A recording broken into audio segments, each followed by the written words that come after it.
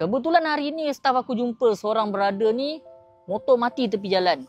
Tak boleh nak bawa. So motor Avantis lah.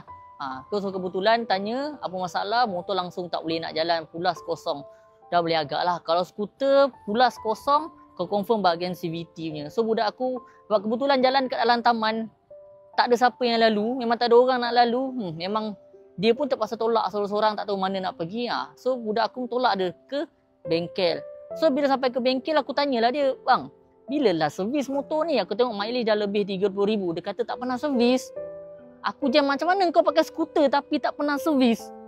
Bila aku tanya, tak pernah servis bang? Tak pernah. Sama tukar minyak hitam dengan minyak gear je. Jam kepala otak aku. Aku tak tahu apa yang korang takut sangat nak servis CVT ni. Kalau tukar one set yang biasa orang tukar, yang paling orang takut lah, tukar gasket, belting, one set, roller, U-clip, siap regrease apa semua, siap pasang semua, complete servis apa semua. Kalau contoh motor Avantis baru RM144. Apa yang dia takut sangat aku pun tak tahulah. Ending motor dia sekarang kena dekat 700 lebih tau. Sebab tukar semua benda dalam tu, semua jahanam.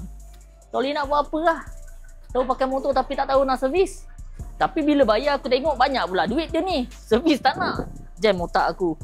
Tu korang yang mana main skuter tu dah tahu skuter ni maintenance lagi tinggi daripada motor biasa. So jagalah CVT korang.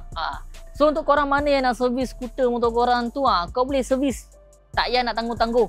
So kita ada banyak package. Ada package servis yang aftermarket punya barang. Ada yang package ori punya barang.